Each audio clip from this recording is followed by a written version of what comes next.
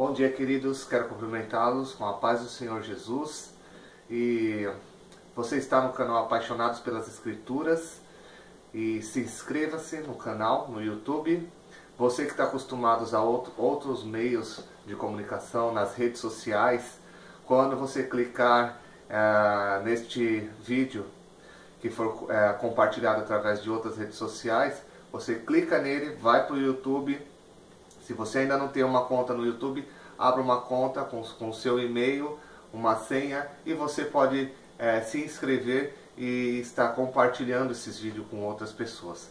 Quero pedir também que você ore para que esses vídeos tenham um alcance para pessoas que estejam fracas na fé, pessoas que tenham dúvidas sobre a palavra de Deus, pessoas que estão ainda no começo da caminhada, ainda não conseguem compreender muito bem as Escrituras.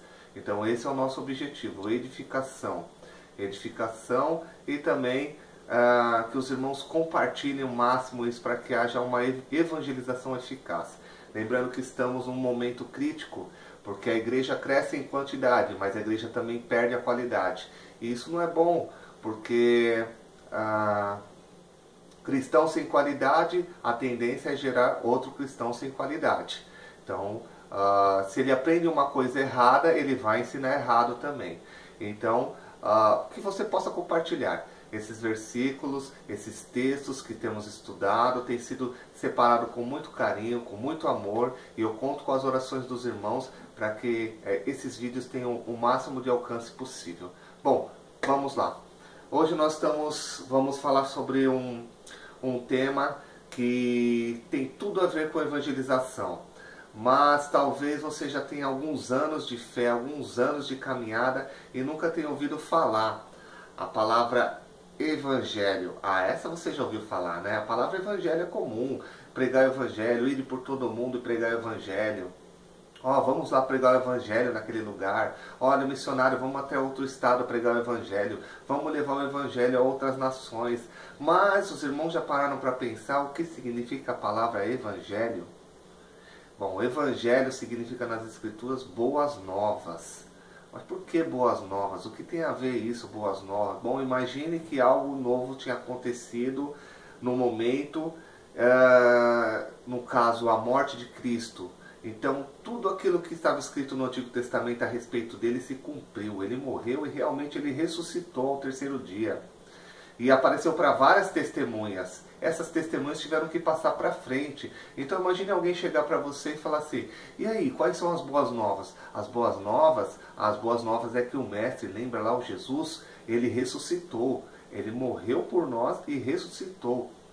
Então por isso o Evangelho significa boas novas, a palavra Evangelho. Então é muito importante você entender isso, porque você já começa bem pregando o Evangelho de forma eficaz, pregando o Evangelho de maneira correta nas Escrituras. É lógico que você não vai chegar para as pessoas e falar: você sabe o que significa Evangelho? Não, você não precisa. Você guarda para você, dilui isso e faz uma adaptação, mas você sabe o sentido correto da palavra. Então, quando pregamos o Evangelho, nós estamos falando, principalmente quem mora em São Paulo, você não está contando uma novidade. As pessoas sabem quem é Jesus, mas aí você vai estar falando o quê? Você vai estar ajudando essa pessoa a compreender melhor quem é o Jesus das Escrituras. Notou que é uma diferença? Pregar o Evangelho, vou pregar o Evangelho, a pessoa já conhece o Evangelho, já conhece esse Jesus. Mas aí agora é hora de conhecer o Jesus da Bíblia, o Jesus das Escrituras. Vamos dizer que você esteja evangelizando um católico. Um católico, ele já conhece Jesus. Só que ele conhece dentro de um contexto católico, que nem tudo dentro do contexto católico está nas Escrituras. E aí? E agora você está compartilhando a palavra de Deus, é lógico que respeitando sempre as crenças e as religiões, você está compartilhando, te pedindo uma opinião, uma oportunidade de você evangelizar, de levar essas boas novas, e você agora está falando com um espírita kardecista. Ele tem um conceito sobre Jesus, um conceito que ele aprendeu dentro do espiritismo kardecista. Então é hora de você explicar para ele com carinho, com amor, quem é o Jesus das Escrituras Sagradas. O Jesus realmente bíblico. Então, Evangelho significa boas novas. E essas boas novas foram pregadas e foram levadas adiante até chegar nos dias de hoje. Uma outra coisa importante, que acho que para a gente somar nesse assunto, é que só existem 4 evangelhos nas Escrituras. Apesar de estar entrando um pouco nesse assunto, eu pretendo em um outro vídeo tratar das divisões da Bíblia, né? Antigo, Novo Testamento, onde é cartas, onde são as cartas de Paulo, onde são os evangelhos, onde são os livros do Antigo Testamento, os Salmos e aí por diante. Porém, eu quero entrar aqui um pouquinho nessa questão, que tem tudo a ver com o nosso assunto. Evangelho, boas novas, ok. Mas na Bíblia só tem 4 evangelhos. 4 evangelhos. Mateus, Marcos, Lucas e João.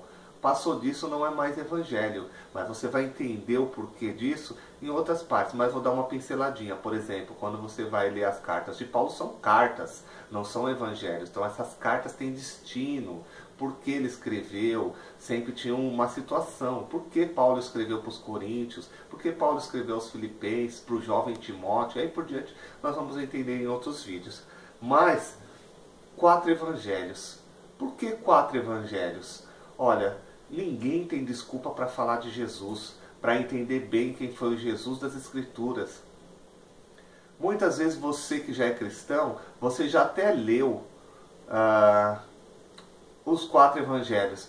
Falou, puxa, mas repete muita coisa em um e em outro. Sim, mas olha com detalhe que tem pontos de vista diferentes que somam os 4 evangelhos para que houvesse a maior quantidade de informações sobre Jesus, sobre o nascimento, sobre a vida e o ministério dele, sobre a morte e ressurreição do Mestre. Então é importante você escrever. Como nós não estamos nesse assunto de divisões da Bíblia, mas só uma pincelada para os irmãos, notem que Mateus ele começa com uma parte que todo mundo fala, olha, vai começar por Mateus, ler a Bíblia? Então pula o capítulo 1, porque ele começa pela genealogia de Mateus. O Mateus escreve sobre a genealogia de Cristo. Então pula essa parte do capítulo 1 que é chato. Olha, se está nas Escrituras, por mais que seja chato, tem um propósito importante. Quando Mateus começa com a genealogia, por exemplo, ele está colocando ali que fulano nasceu de Beltrano, e gerou Beltrano, e casou com fulana, e gerou Beltrano, e tudo, tal. Todos esses, toda essa parentela, ela vem chegar até Jesus. Por que Mateus escreveu essa genealogia que todo mundo hoje no Brasil, lembrando que era um contexto que não tinha nada a ver com o Brasil, então hoje aqui no Brasil a gente tem que tomar cuidado antes de contestar. A genealogia, ela parece chata, mas Mateus escreve porque os judeus questionavam se Jesus vinha realmente da linhagem de Davi. Então, antes de questionar, é importante a gente parar e ler, de repente, as notas de rodapé das Bíblias de estudo, um material expressivo sobre o assunto, para poder entender se realmente é chato. Então Mateus tinha um propósito, era mostrar para os judeus que Jesus vinha da linhagem de Davi, da linhagem de Abraão. Ok? Agora vocês vão ver detalhes importantes sobre a morte de Jesus quando vocês lerem Lucas, por exemplo. É diferente o relato de Lucas. O relato de Lucas era médico. Então um médico ele tinha mais detalhes para escrever sobre morte, sobre físico, sobre ressurreição. Então vocês vão ver um detalhe um pouquinho mais rico em Lucas. Porém, voltando para o assunto principal, por que 4 evangelhos? Uma soma de assuntos importantes para que você não tenha desculpa hoje para poder evangelizar. São 4 evangelhos. Esses evangelhos são chamados na Bíblia, na verdade não na Bíblia, são chamados na teologia de evangelhos sinóticos. Por que sinóticos? A palavra sinótico quer dizer, eles se complementam, são praticamente quase iguais, eles se complementam. Evangelhos sinóticos, não esqueçam disso, esses 4 evangelhos. Então, essa é uma disposição que nós temos dentro da teologia. Lógico que aqui é uma pequena explanada, poderíamos ir bem mais a fundo. E eu creio que os irmãos vão estar entendendo melhor no decorrer do tempo. E se tiver alguma dúvida, escreve aí embaixo do vídeo.